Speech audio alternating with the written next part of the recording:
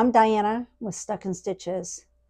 I have a love of crocheting and knitting, but I also have a love of quilting.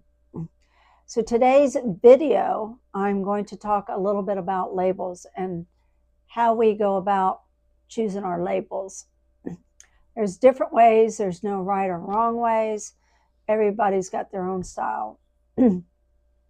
Excuse me.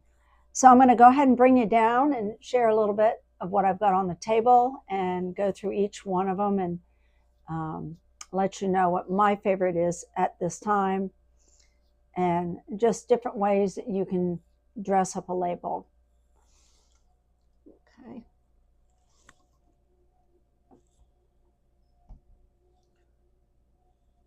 Okay. So I've got here different ink pads. Here's two also. These are water-based. I ordered them online, and I believed that they were ink, that they were permanent, but when I got them, they were water-based. And the way I know is I even heat set them. I sampled them out. They didn't stay. The ink faded out. It washed away. So these are really craft inks. I guess it says it's on wood, fabric, and paint, but it really doesn't stay. So those are no-go for me. I was looking for permanent ink because if I'm doing a label for a quilt, I want to be able to keep that for a long, long time on the label. So right here, I've got a dark, it's called Lilac Posies, dark kind of a cranberry color of red.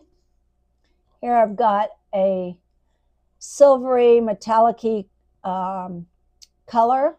I've got a green blue, black. This is from Madame So. This is an old red stamp that I've had, and some of these are old. This is the newest one, and then these two are the newest. The old ones still work. I'm so pleased about that. These I got at a craft store just recently, and they're called ombre. This is like the sunset colors, and this is like evening colors, and it's really nice when you use these. Again, these are permanent. The ones off to the side were not. The stamps that I would use with these, we'll go over those in a minute. I've got plenty here for you to see. I want to talk a little bit first about another way, one way that you can use, another way you can do your labels, and that is by applique. I've got butterflies here. I've got some hearts. And you can put your paper on the back, iron it down, heat and bond, anything like that. Peel it off, stick it on, and zigzag around it, applique it. There's different ways to do that. I have a piece of fleece. If you don't write on it, it works really well. You can put beads or something if it's done, if your quilt is done with long arm. I wouldn't recommend to put anything like beads or anything hard on it until after it comes back from the quilter. That would be a nice way to dress it up. Here's some applique from the stores. This is a Donald Duck. You can sew that down, put a label on it, put it on fabric, cut out a square, label it. And these are stars. They can go with an American theme, birthday, anything like 4th of July. Those are two examples from a store. The other is embroidery. You can do a label with. This is a piece of fruit. And then this is Dallas Cowboy for someone who loves football. So we also have, you can also get pre-printed fabrics. Pre-printed labels. These have some seasonal stuff in it. They've got a Christmas theme. I've got pumpkins. One's got a house. So those are some of the ideas that you can do. Have pre-printed. You can do some with stamps, which I'm getting ready to go into. Applique. You can take your, you can see with the long armor, see if she can sew through this. This is some trim you can put on it. I would put it on after everything's done. You can border your label that way. I thought that was kind of pretty. I put my label on afterwards, and that way if I want to embellish it some more like this or beads, you can, you know, you're safe to do that. So let me go over the stamps. I'm going to have you up so you can see them. Recently, I got a wreath-shaped stamp. Here's another one. You can turn these any way you want. And this is from Madame Sew, and I have her ink pad in black right now. I may get it in red, but I do have a lot of red ink at this time. Heart shape, really cute. Someone that likes plants would, you know, this would be a nice idea. Handmade with love. This is what I used on my son's quilt. And this is love with American Sign Language. This is a package that was, thank you, hooray, hi, oops. Thank you, hooray, hurrah, hi, to and from, and then congratulations. That's another one that's great for all sorts of things. I haven't used this yet. So I had decided from all these things, you can mix and match this. There's no right or wrong. Again, you can applique on a label, embellish it. Instead of just write something on this, you can just write something. And I'm going to go through the fabrics right now. There's some ideas. So this one I had just stamped it to or from. It's got a Halloween theme on it. This is a Madame Sew stamp in red.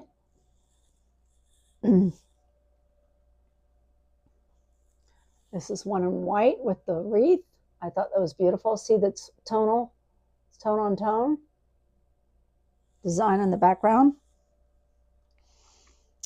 Now flannel did not work for me. Even after I heat set these, I scratched it and it still smeared. So I wouldn't recommend fleece. Some people stick them in the corners and then you can write on it whatever you want. This is handmade by Love Kim, 218.25. And they're nobody in particular because these are samples. There's another one with white. White, you can't go wrong, but it does get dirty. I'd go with an off-white. This has a lot of light blues in it. If you do something darker, dark red might work. This is congratulations. It's got another wreath on it. This one I was playing around too. It's gray with white polka dots. It's got a heart and it says hi on it. The water-based ink I tried and it just faded out, washed away, did not work. So this is an example of what not to use.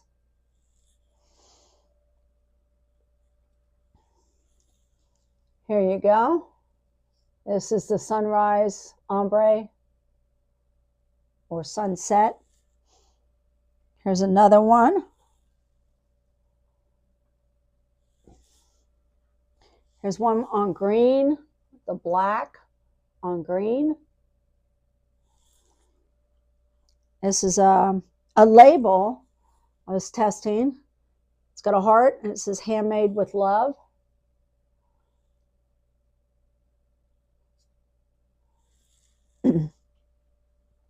There's a gray with the polka dot. I think I like that one the best. Handmade with love. There's the same saying on white.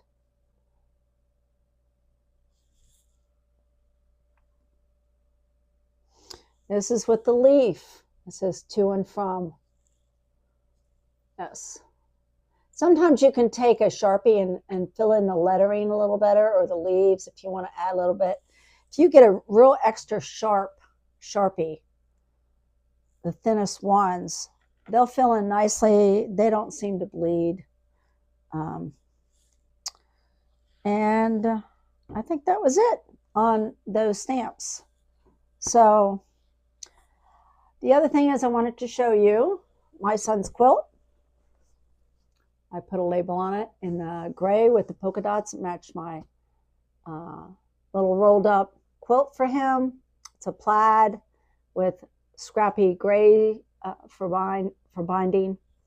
I also had a long time ago made up these postcards with my name on it with a picture of all my quilts or some of my quilts. And on the back it says thank you for your purchase and how to care for your quilts. I thought that looked nice and professional. Really excited for him to pick that up. So anyway, I'm coming to a close. I just wanted to share with you, I am on YouTube. I am trying to get subscribers. I hope you do subscribe. I also have a quilt group, Facebook, called StuckinStitches. My YouTube channel is StuckinStitches 63. Oh, I'm sorry, that's for Instagram. StuckinStitches 63 Instagram. StuckinStitches on Facebook. Then I also have for crocheting and knitter members, it's Twisted Sisters Club. So if you crochet, that'd be great. Come join it. And then the quilting is in the Facebook, or you can join my Instagram to see what I've made. You can also join me on YouTube.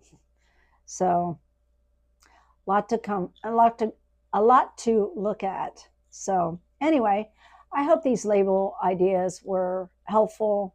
Maybe you can come up with something from this or experiment, you know, stamping or the applique. Don't be afraid to do it. And there's no right or wrong in what you try and how you make a label. It's just adds a little bit of touch for that person you love, that person that's very special in your life that you made this quilt for. So thank you for watching. I really appreciate everybody that has subscribed, and I hope to get more of you on board. And I'll talk to you soon. Thank you. Bye-bye.